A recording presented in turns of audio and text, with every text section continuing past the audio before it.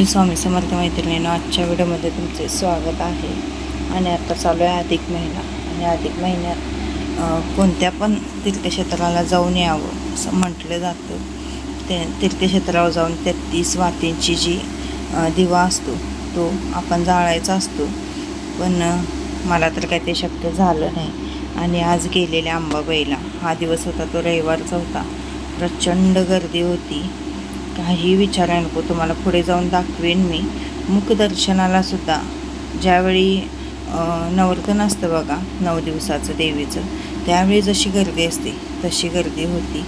पण मुखदर्शन घेतलं आणि आलो, कारण पर्यायच नव्हता. आता कसं होतं बघा, मे महिना असल्यामुळे सगळे बालाजीला वगैरे जातात आणि बालाजीला जाऊन आलं की अंबाबाईचं दर्शन हे घ्यावंच लागतं. त्यामुळं बालाजीला जी गेलेली असतात तीसुद्धा अंबाबाईला येतात. आणि त्यात मे महिन्यातच अधिक महिना आल्यामुळे जास्तच गर्दी होत आहे. कारण अधिक महिन्यामुळे सुद्धा देवीची ओटी भरायला लांबून लोक येतात. अधिक महिन्यात कोणती पण सेवा करा म्हणजे ती अधिक होऊन जाते. हे बघू शकता तुम्ही, ही मुखदर्शनाची रांग आहे.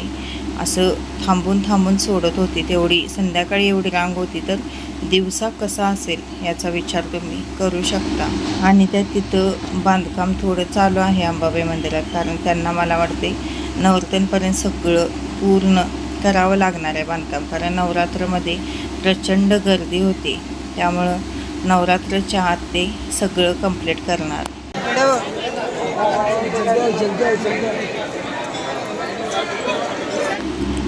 मी काही ओटी वगैरे भरली नाही, कारण ओटी भरायला अजिबात जाताच येत नव्हतं, एवढी गर्दी होती. कापूर तेवढा जाळला आणि आम्ही आलो परत, कारण हे कामावरून आलेले होते आणि मग आम्ही गेलेलो होतो. आणि परत काही यायला होणार नाही आहे मला माहिती होतं, त्यामुळे त्याच दिवशी जाऊया यांना म्हटलं. अंबाबाईला जर कोणी येणार असाल तर माझं तर मत आहे सकाळ सकाळी आलेलं बरं.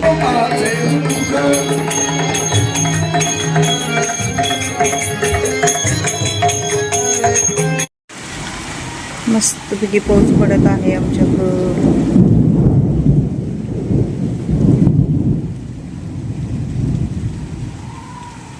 अर्धा तास झालं पाऊस पडत आहे. हाय, शुभ सायंकाळ.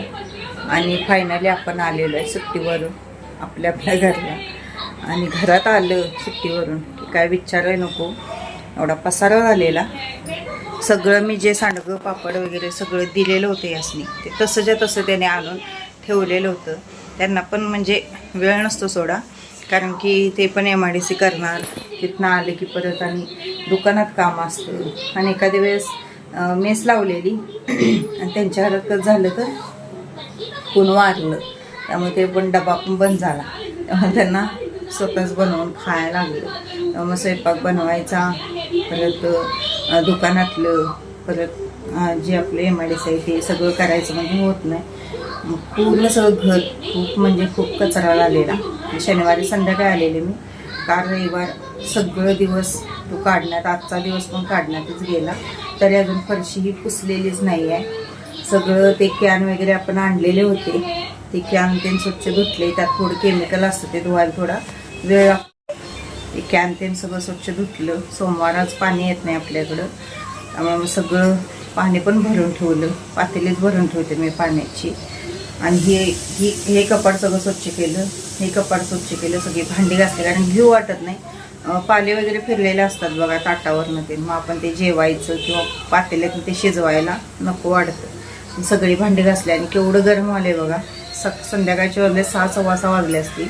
पाऊस आलेला मगाशी, अर्धा पाऊण तास पाऊस पडला आणि गेला. खरं भयंकर गरम व्हायला लागले. कमीत कमी 4-5 तास पाऊस पडायला पाहिजे, तेव्हा कुठं सगळं गार होणार आहे. चला, अधिक महिना चालू आहे. अधिक महिन्यात भरपूर सेवा करायच्या असतात, कारण त्यात अधिक वाढ होते असं म्हणतात. आणि 3 वर्षात एकदा अधिक महिना येत असतो, त्यामुळे सेवा या करायच्याच असतात. आपल्याला तर काहीच जमलं नाही, कारण की अधिक महिना चालू झाला 15-16 तारखेपासून आणि आपण 13 तारखेला सुट्टीला गेलेलो होतो, त्यामुळे काहीच जमलं नाही. असून मी पण का गेले की थोडे सांडगे पण होतील आपल्याला. आणि सांडगे भरपूर झाले बघा, 5 किलोचे चिप्स झाले. परत सगळ्यांच्यामध्ये आम्ही जवळजवळ 6 किलोच्या कुरवड्या केल्या, 6 किलोचे अंडी पापड झाले. परत शाबूचे जे पळी पापड असतात ते मला 1 किलोचे, वहिनीला 1 किलोचे, बहिणीला 2 किलोचे. परत उडदाचे पापड माझे 3 किलोचे झाले, बहिणीचे 1 किलोचे झाले आणि शेवया झाल्या 3 किलोच्या. असे म्हणजे भरपूर. पोह्याचे सांडगे झाले, आईचं 1 किलोचं, माझं 1 किलोचं. 2 किलोचं केलेलं, पण त्यात 3 ठिकाणी केलं, बहिणीला पण त्यातलं थोडं दिलं. असं सगळे सांडगे भरपूर झाले. वर्षभर आपल्याला आता टेन्शन नाही. आणि सांडगं भरण्यासाठीच मी ते कॅन आणलेलं होतं. ते पण सगळं स्वच्छ करून सांडगे व्यवस्थित पॅक करून ठेवलेले आहेत. आणि डबे आणलेले मी तिथनं 99 रुपयाला 3 आहेत ह्यात, एकमेकात असे 3 डबे आत. आणि ही किटली एक आणली मी, केसावर विकणारी बाई, म्हणजे बाई म्हणजे माझ्याच वर्गात होती ती मुलगी. तिनं मला ओळखलं नाही, पण मी तिला ओळखलं फक्त नाकावरनं.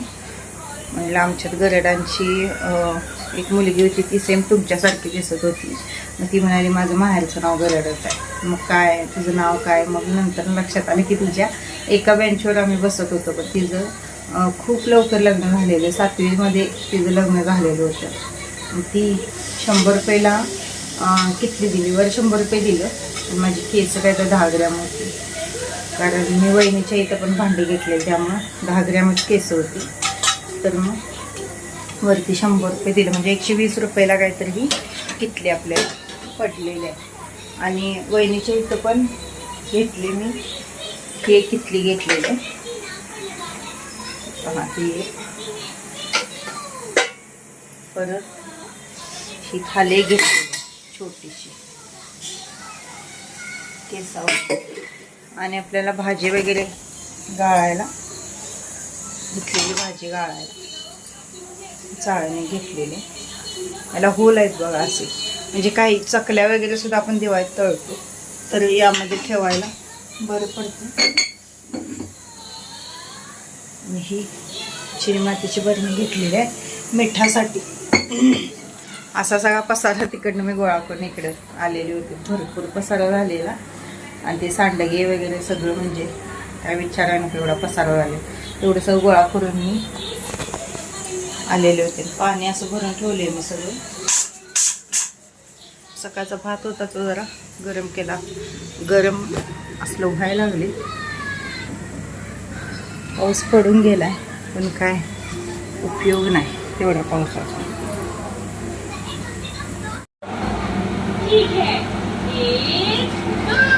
असं त्या कॅनामध्ये मी भरून ठेवलेले आहेत सगळे सांडगे.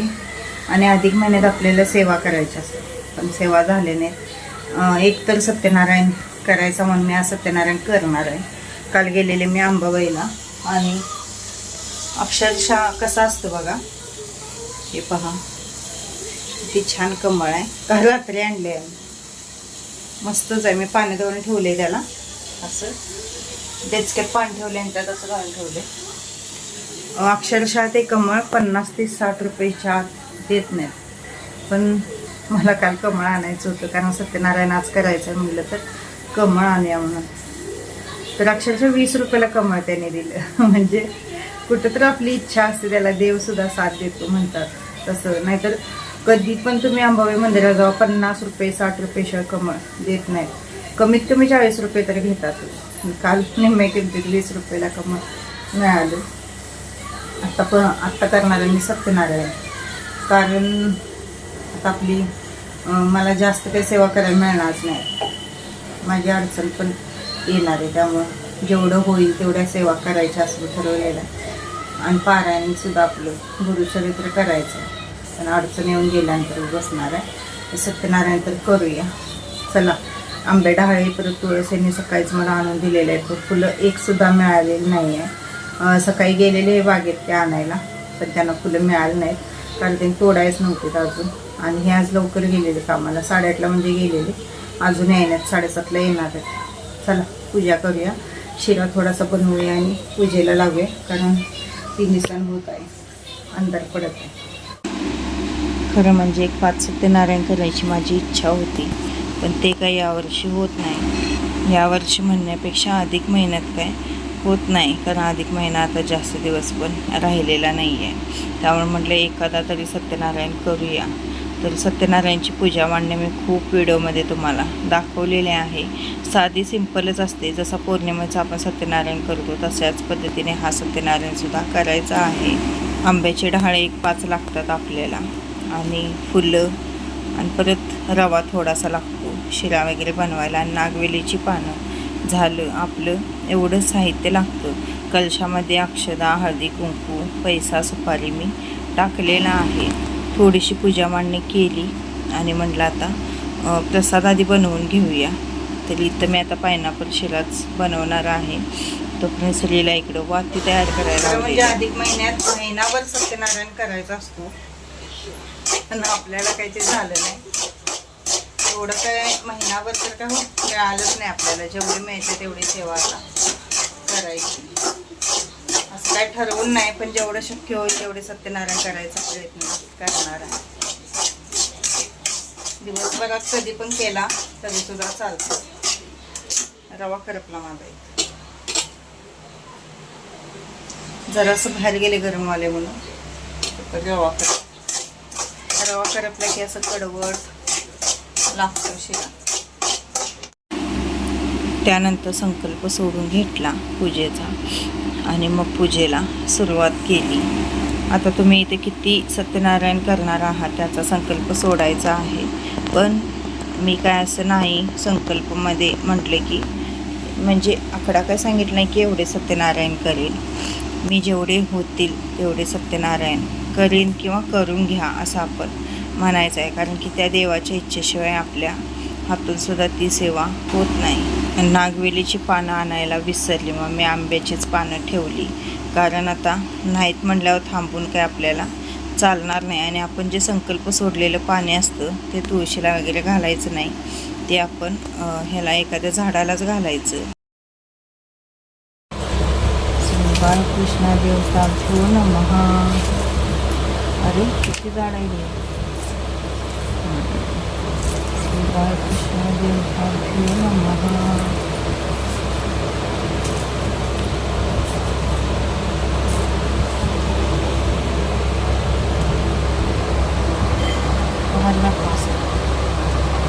दिसला लेबी जवळ करू नको.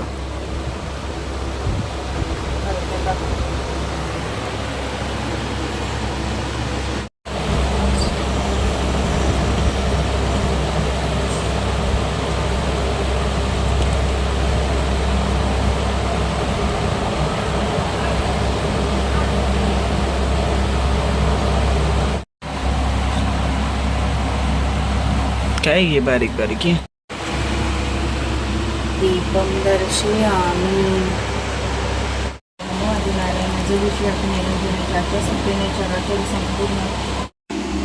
समईमध्ये मी तेल घातलेलं आणि एक तुपाचा दिवासुद्धा गाईच्या लावलेला होता. आणि आता माझी सगळी पूजा झालेली आहे. कथा वाचत आहे. कथा वाचून झाली की आपल्याला गणपती बाप्पांची आरती, देवीची आरती आणि सत्यनारायण महाराजांची आरती करायची आहे. आणि हा प्रसाद आपण घरातल्यांनी सगळ्यांनी खायचा आहे. घरात जे नसतील त्यांच्यासाठी सुद्धा प्रसाद हा ठेवायचा. कारण सत्यनारायण पूजेचा प्रसाद हा खूप महत्त्वाचा असतो. त्या पुस्तकामध्ये ज्या कथा दिलेल्या आहेत त्या कथेत सुद्धा त्यांनी म्हणजे सत्यनारायण महाराजांच्या प्रसादाचं महत्त्व सांगितलेलं आहे. आणि अधिक महिना हा भगवान विष्णूंना समर्पित असतो. त्यामुळे भगवान विष्णूंची आपल्याला जास्तीत जास्त सेवा ही करायची असते. माझे तर 15 दिवस आता तिकडेच गेले. आता राहिलेल्या 15 दिवसात जेवढ्या सेवा होतील तेवढं करायचं. आणि कमळ किती छान दिसत आहे. असं कमळ जर रोज मिळालं देवाला तर मला तर खूप आनंद होईल. फुलं सगळी व्यवस्थित देवाला असली की आपली पूजासुद्धा खूप छान वाटते. एक तरी सत्यनारायण माझ्याकडून झालेला आहे किंवा करून घेतलेला आहे. आता पुढचे किती सत्यनारायण होतात किंवा काय होत नाही हे बघूया. खरं म्हणजे चातुर्मासात आपण भगवान विष्णूची भरपूर सेवा करायची असते. त्यामुळे अधिक महिना संपल्यानंतर जरी तुम्ही संकल्पयुक्त एक 5 सत्यनारायण तुमच्या घरामध्ये केला तरीसुद्धा चालेल किंवा श्रावण महिन्यात जरी केला तरीसुद्धा चालेल. श्रावण महिन्यात आपल्याला भरपूर सत्यनारायण पूजेला खाऊची पानं मिळाली नाही म्हणून मी आंब्याची पानं ठेवली. पर्याय नाही.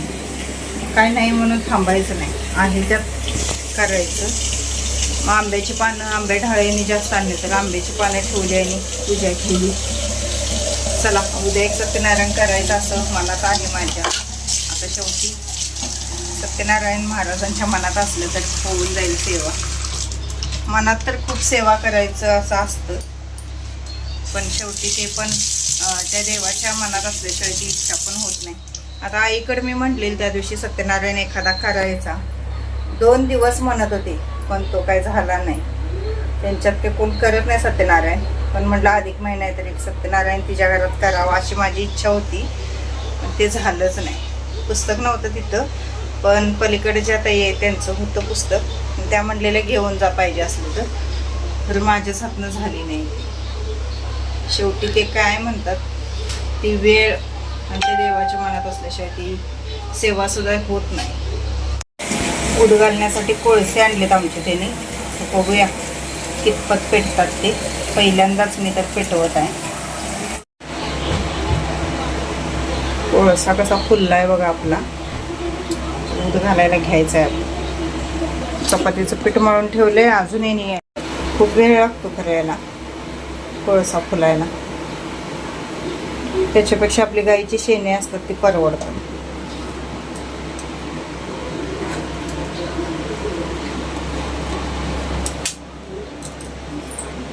चला दूध घालूया. आणि घरामध्ये कापूर जाळल्यावर किंवा दूध घातल्यावर एक पॉझिटिव्ह एनर्जी वेगळीच येते. रोजच्या रोज खरं म्हणजे हे केलं पाहिजे, पण वेळ पण मिळाला पाहिजे आणि कामातनं हे सगळं लक्षात पण राहिलं पाहिजे. आज पूजा केलेली त्यामुळं म्हटलं थोडासा दूध घालायने. आज सोमवारसुद्धा होता, त्यामुळं फक्त हा कोळसा पेटायला खूप वेळ लागतो.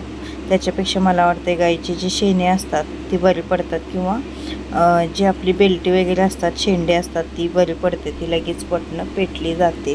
आणि पूर्ण घरातनं मी सगळीकडनं हे फिरवलं.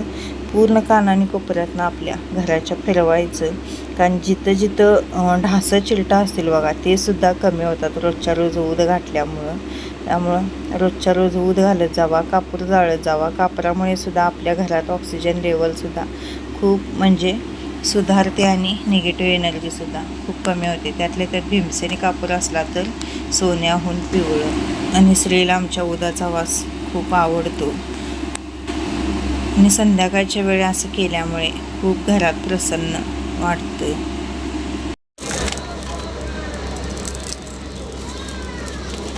जेवढं आपण टाकल तेवढं सगळं वितळतंय बघा.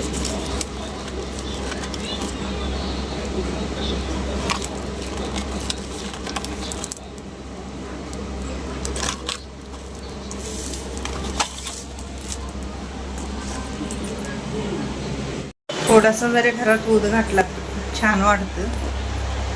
जरा आता आज कोळसा जो आपण पेटवलेला तोच उद्याला जरी पेटवला तरी सुद्धा चालतो.